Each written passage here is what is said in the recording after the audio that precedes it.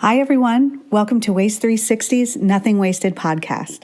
On every episode, we invite the most interesting people in waste, recycling, and organics to sit down with us and chat candidly about their thoughts, their work, this unique industry, and so much more. So thanks for listening and enjoy this episode.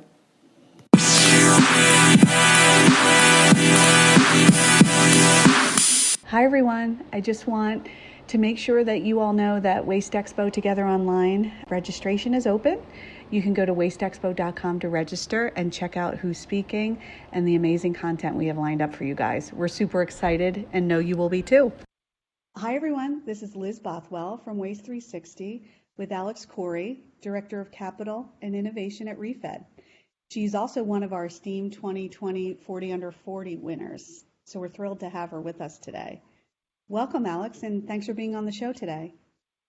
Absolutely. Thanks for having me, Liz. So we usually start at the beginning. So can you tell us a bit about your background and how you found your way to ReFED? Absolutely. My background is actually a bit eclectic, or so I'm told.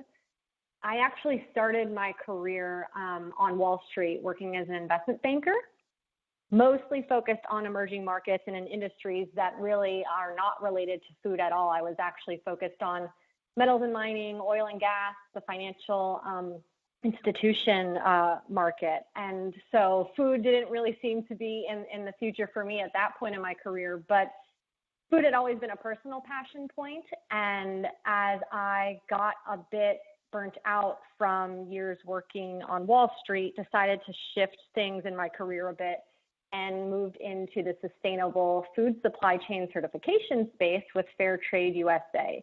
So that was really my first foray into working in the food industry. And I just completely became enamored with the industry, with the players, with the tangible nature of the work, just being able to taste and smell all of the hard work that we did on a daily basis.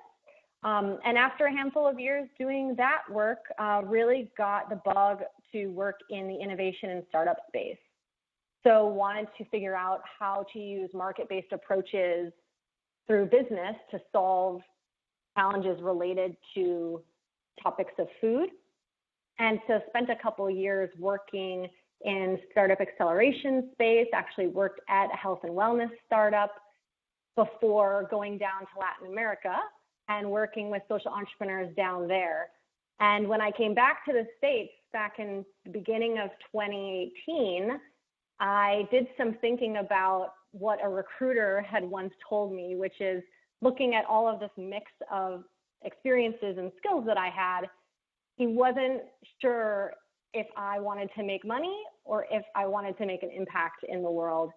And it was that point in my life that I started to realize that I kind of rejected that notion that I would have to pick between the two. And I found that the food industry, and particularly the waste industry, when I heard about this opportunity at ReFED to become the Director of Capital and Innovation, was really a great marriage of being able to make money. And I'm not talking personal money. I'm talking, about business profits, savings for consumers, helping startups grow their business, but then also doing good in the world. And we all know about food waste and how food waste has negative impacts on climate change. And so if we fight food waste, we can start fighting climate change. We can start creating jobs. We can start providing food to the hungry. And so it's a really perfect match of that, making money or making economics work and then making an impact. So I was really excited to find this opportunity in the waste industry. Oh, that's great. And what a great use of your skill set coming from the financial sector and to really view this as a business. I love that. So ReFED has really had its hands full during the pandemic. So can you just tell us a little bit about how it impacted the work that you're doing there? Yeah, absolutely. So food waste has been a problem for a long time. Before COVID came around, everybody knows the stats. We're wasting about a third of our food, and yet 40 million Americans plus are, experiencing food insecurity and hunger on a daily basis. So this dichotomy has been around for a while, but really because of COVID, a lot of the weaknesses in our system have been exposed. They've been exacerbated. And so the work of ReFED has continued how it used to be, but we have had to make some changes. So for instance, the heart and soul of what we do at ReFED is really all about putting data and economics to the topic of food waste, so really understanding how much food waste is happening out there, but more importantly, what are the viable solutions and scalable solutions to the topic, and then what is necessary to get the right players to the table to start solving this problem. That has stayed the same, no doubt. But when COVID hit, we actually had to parallel path a couple of existing projects that we had planned for the year and then add some new projects to really meet the moment, I would say, with COVID. And I think the best manifestation and example of that is this year, ReFED really had planned to focus primarily on the development of what we're calling our insights engine, which is a generational leap in our original 2016 roadmap to reduce U.S. food waste. So we were going to spend a lot of time and energy on that, and we have been spending a lot of time and energy on that. But at the same time, when COVID hit, we started to realize that there was a real need in the market and a value that ReFED could play given our skills and expertise by launching our COVID-19 Food Waste Solutions Fund, or what became that fund, because we were seeing that funders out in the space really wanted to start to put their money to work to help food recovery organizations fight food waste and also help fight hunger. And we all saw the pictures and the videos of those long lines at food banks and food pantries, people as unemployment was ticking up, really needing emergency and supplemental food services. And so we knew at ReFED that we had the network and the connections to be able to help those funders get those monies to organizations in need much quicker than they could do on their own. So we launched the fund, and I'm really excited to say that we were able to raise more than $3.5 million. And we ended up regranting that over the course of just 3 months to more than 37 organizations around the country. So it's been a fantastic example of how donors and food recovery organizations can come together really quickly to solve this problem and do something in the immediate towards solving food waste and hunger. And at the same time, keep things going internally at ReFED on our standard strategy that we had planned for this year. But it really did require all hands on deck to kind of put a new project in place to really meet the moment. And we didn't want to miss that moment. So that's why we did that. Wow. And what a moment and such an impact. That last I heard the fund had distributed 3 million, but wow, you crushed it. Been exciting. It's been a lot of work, but it's been one of the most rewarding things I think I've done in my career so far. And to say nothing about, our work, it's really the organizations that are on the front lines doing the hard work every day of getting that food and recovering that food and giving it to people in need. That's what, gets us out of bed in the morning. We're really just here to help facilitate the work that they do. That's great. Amazing.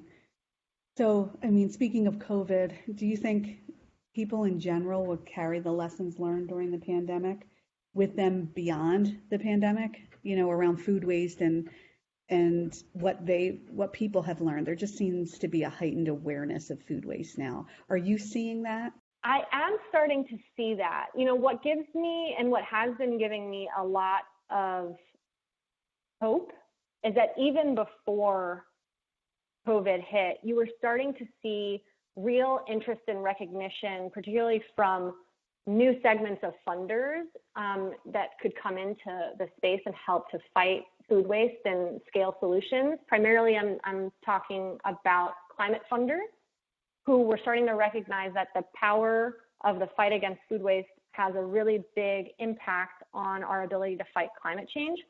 And so those funders were really already starting to see this space. And when COVID started to hit, I think, hunger funders were really motivated. Other players in the food space were starting to put money to work to help scale solutions that really, I think, would shift the food chain going forward and hopefully become more resilient in the future. But I'm really excited about this growing recognition and work being actually done by climate funders to recognize that all of this challenge is related with climate, with our food system, our health system, and the outcomes that we want to achieve there with, continuing to improve nutrition, of our population. There's a lot of intersect there. And so I'm really excited to see more players coming to the table. And I think this is, some of the innovations and scaling of solutions that probably would have happened 10 years ago have really just accelerated the need for those and the ability for those to happen much sooner. And it's going to take capital to do that. And so I think that's why I focus a lot on funding, because it takes money to make money and it takes money to make an impact. And it's exciting to see that more and more individuals, foundations, firms are wanting to focus their efforts on supporting what I hope will become a much more resilient food system in the future. And there's much more interest in helping new technologies, new business models, new innovations emerge because of COVID. So if there's any silver lining, perhaps that's it. Oh, that's a good one, though. And I know the work that you do requires a lot of great partners and partnerships. Mm-hmm.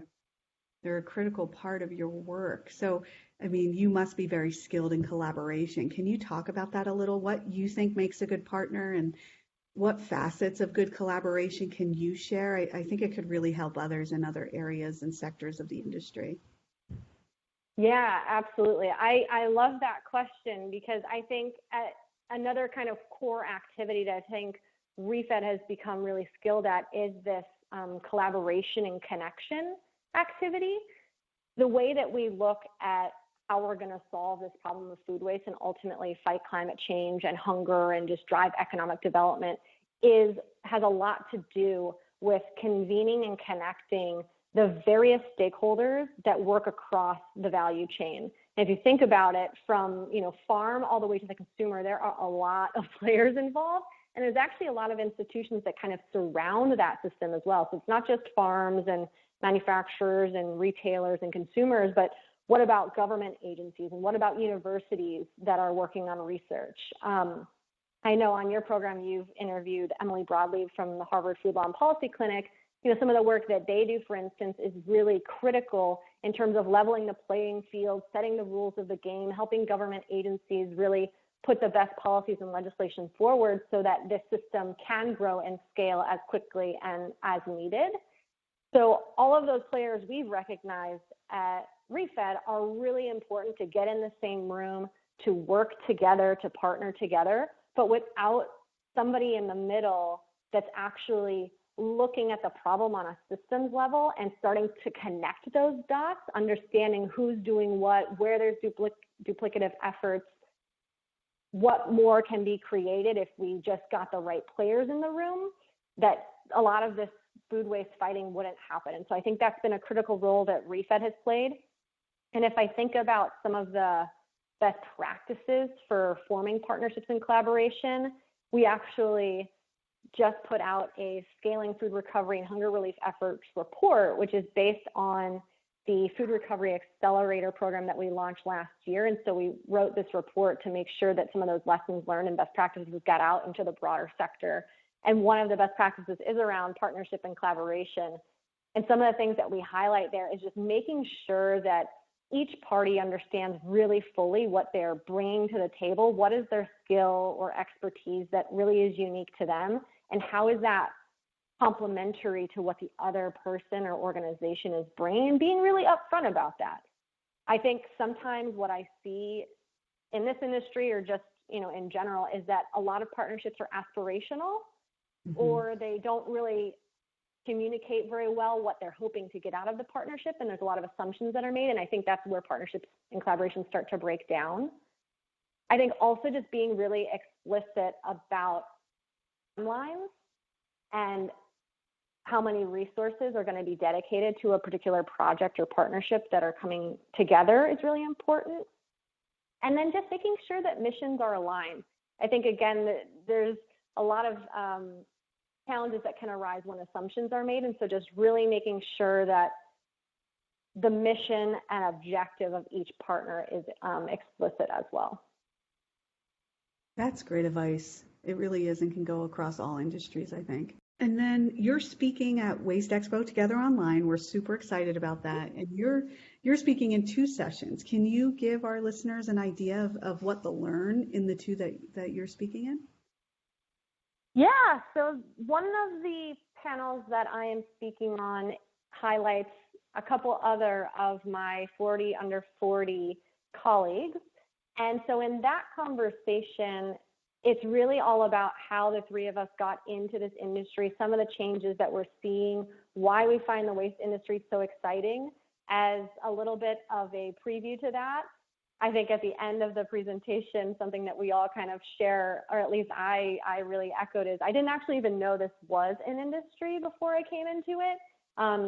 Particularly didn't seem the sexiest when I was first finding out about it, but it really is very exciting and very innovative, and it provides a lot of opportunities that, hopefully come across in that conversation as something that inspires others to think about careers in this industry.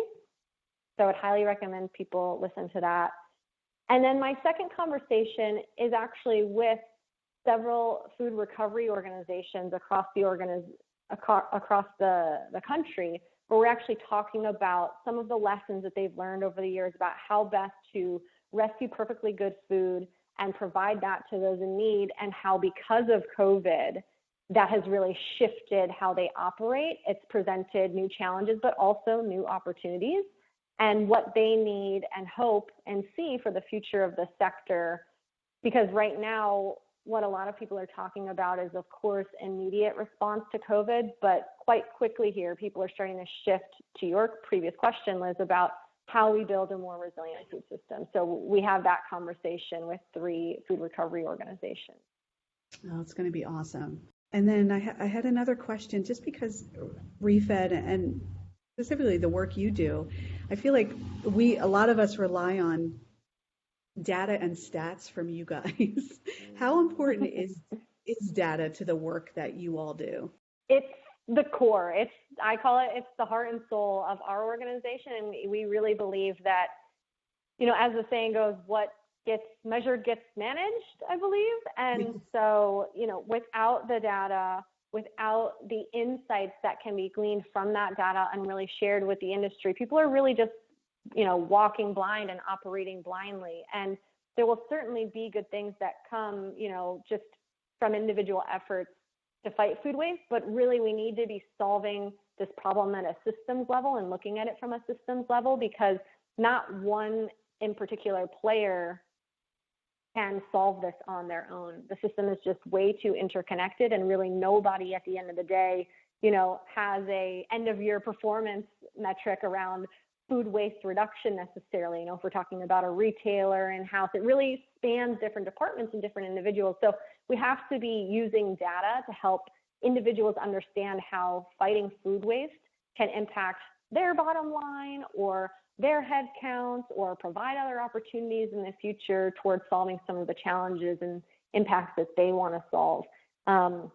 And so we're really excited to continue to improve the data and insights we're able to provide to the sector, like I said, with the launch of what we're calling our Insights Engine, which will come out in the fall of this year. Oh, that's great. Please keep us posted on that. We'd love to see Absolutely. More. Awesome. And then, the work that you've been doing, and with your financial background and your work now in the food system itself, do you feel like collectively, I guess, go back a little bit, what do you feel will be progress to you in terms of the work within the food system itself? And I know it's systemic, and you're saying, it's a systems level problem, but if you were to walk away at your retirement, what would make you feel good about progress that you've made, ReFED has made, and I guess the system as a whole? I know it's a big question. Retirement. I'm hopefully a good number of years away from retirement, but that's a great question to get me thinking, because maybe I should be trying to work backwards from that. But from ReFED's perspective, we're really focused on adoption rates of viable solutions to food waste, participation from major industry players, and commitments from major industry players.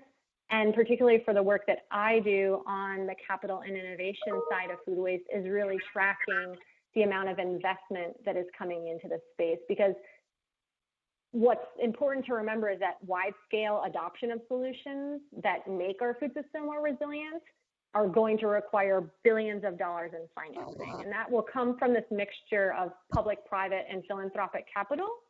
especially catalytic capital, that will be needed to de-risk and unlock more traditional sources of financing. But without that capital, a lot of these solutions will be tough to implement and to scale. And so I would say, when my retirement rolls around, I'm hopeful that, the amount of dollars coming into the sector is, several times more than it was when I started, that adoption rates by major food businesses of solutions to food waste has grown significantly, and that the topic of food waste continues to grow and not be seen as niche, but really as a means to solving some of the biggest challenges of our time. Like I said, climate change, hunger relief, economic development. Right. I have faith, and you have at least 100 years to get there. And I know you'll probably address this in what you talked about with your Rising Leaders Talk Trash session at Waste Expo Together Online, but what advice would you give to other young professionals entering waste and recycling? Some of the pieces of advice that I would probably give have to do with just recognizing that, when I first got into the industry, I have a colleague who said to me that what was most attractive to him about the field is that it almost felt like you could wrap your arms around the problem of food waste and really start to make inroads quite fast. And while I think that's true, I also think that, being realistic about the time that it takes to convene and encourage collaboration across the food system is significant, because people have different motives, they have different incentives. And so you have to be patient when you come into this industry and you're really trying to solve the topic of food waste. But, more and more I'm encouraged every day, because like I said, it's really a bipartisan topic. It's hard to find somebody that says, oh, I'm anti-fighting food waste. Everybody agrees that wasting food is bad. And so you've already kind of gotten over one hump. But in order to make real action happen, it takes, patience, it takes persistence, it takes a good understanding of various motivations and really being able to map how those overlap with each other so you can start to build coalitions. Yep. And then the other thing I would say is just definitely give the industry a try. Like I said, I didn't know that it was an industry before I got into it, but it is a never-ending learning process. And so for people who are evergreen learners, who like to, have different challenges thrown at them on a daily basis and feel like they're always working to master their craft, this is a great industry to be in. Oh, that's awesome. So what's next for you? I know you have lofty goals, so. Yeah, what's next is, so we have fortunately gotten all of that $3.5 million re-granted and out the door to those 37 organizations. And so, we're going to spend the next several months continuing to support that cohort of organizations, whether that's helping them connect to food supply, helping them form partnerships between each other, connections to donors, things like that. In addition, we're focusing much more of the attention now, I'm excited to say, on the Insights Engine. So all roads lead to the publication of that Insights Engine coming out later this year. And then really, because there's so much more energy and focus on this industry right now, we're already pulling together, as you might imagine, our strategy for 2021 and beyond. We've got a really big and exciting capital campaign that we're going to be doing at the organization to really set us up to help support the industry going forward and for the next several years. So that's where a lot of our time and effort is going to be spent, at least through the end of the year and going into 2021. Wow, amazing. I just love the work you're all doing. And then you probably get this question a lot. Is there anything that individuals can do to help combat food waste and or help others? Any call to action you have for listeners? Yeah, absolutely. Food waste The most exciting thing I think about food waste is that, like I said, it's very tangible. You're able to have an impact even in a very individualized basis. And fortunately or unfortunately, a lot of where food waste happens is actually at the consumer level. More than 40% of food waste happens at the household level. So perhaps it's empowering to know that we as consumers have a lot of say and potential impact to drive in solving the problem of food waste. So a couple of tips and tricks that I have personally learned from our executive director, Dana Gunners, who literally wrote the book on food waste, has to do with, freezing leftovers, definitely creating stocks, using some of those leftover trim that we have from the produce and vegetables that we generally use on a daily basis. I would also say, think about what I call garbage salads, or, otherwise waste salads. All the little bits of salami that you have and your extra lettuce, and, you've got a can of chickpeas. Salads are a great way to just throw a lot of disparate things together, throw some delicious dressing on it, and eat that. So thinking about new ways to add value to the food that you have that maybe wouldn't otherwise go together.